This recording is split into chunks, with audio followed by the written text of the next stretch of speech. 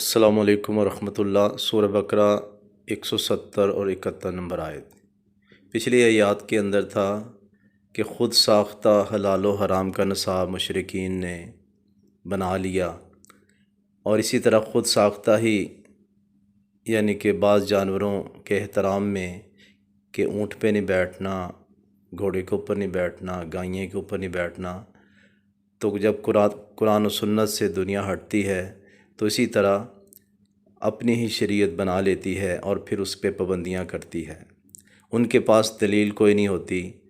بس باپ دادا سے طریقہ چلا آتا ہے اور اس کی وہ پیروی کرتے ہیں۔ اللہ تعالیٰ فرماتے ہیں وَإِذَا قِيلَ لَهُمْ، جب کہا جاتا ہے ان سے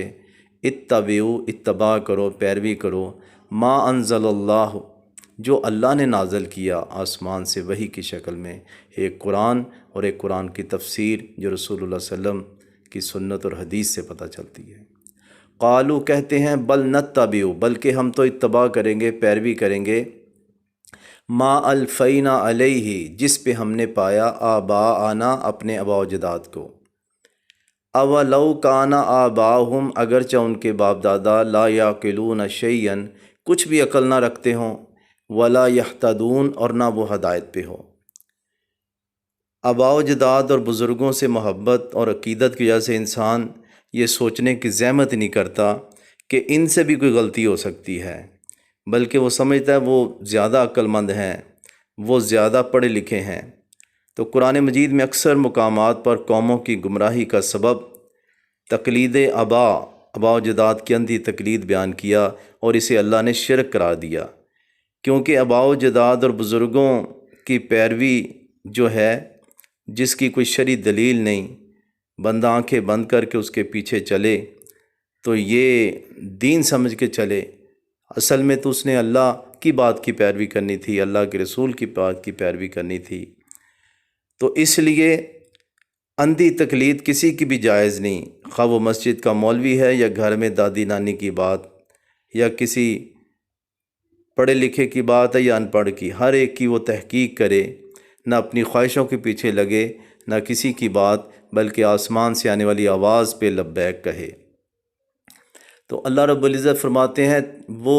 بے عقل ہیں، اگرچہ تمہارے باپ دادا بے عقل ہی ہوں اور گمراہ ہوں، ولا یہتدون، ہدایت پہ نہ ہوں، پھر بھی تم ان کی پیروی کرو گے۔ تو اللہ رب العزت نے آگے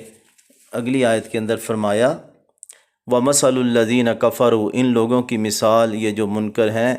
آسمانی ہدایت کے منکر ہیں، کَمَثَلِ الَّذِي، مثال اس شخص کی ہے، يَنْعِقُ، جو بلاتا ہے، آواز لگاتا ہے، نائقہ ہوتا ہے جانوروں کو بلانا، بِمَا لَا يَسْمَعُ، جو سنتے نہیں، إِلَّا دُعَاءً وَنِدَاءً، صرف ایک پکار اور آواز سنتے ہیں۔ جانوروں کے کان ہیں، دماغ ہے، مغز، سب کچھ ہوتا ہے، لیکن وہ چرواہے کی گفتگو نہیں سمجھتے، صرف ہاں ایک خاص آواز سمجھتے ہیں، وہ پانی پینا یا چارہ ڈالنے والی بات۔ تو یہی مشرکین کی اور کافروں کی حالت ہے کہ وہ بس دماغ سے کام نہیں لے رہے، کانوں سے کام نہیں لے رہے، بس وہ ایک خاص آواز ہے جو آباء و اجداد کی، اسی کے پیچھے چل رہے ہیں۔ سمن، بہرے ہیں، بکمن، گونگے ہیں، امیون، اندھے ہیں، فہم لا یعقلون، اور وہ عقل نہیں رکھتے۔ تو اسی طرح ایک اور معنی بھی تفسیر اس کی بیان کی گئی، جس طرح جانور چرواہے کی کوئی بات کی تحقیق نہیں کرتے، بس جدھر وہ بلائے وہ چلے جاتے ہیں، جدھر وہ بٹھائے بیٹھ جاتے ہیں۔ تو یہی حال ان گمراہ قوموں کا ہے کہ وہ آنکھیں بند کر کے رسم و رواج کی اور اپنے آباء و اجداد کی پیروی کر رہے ہیں،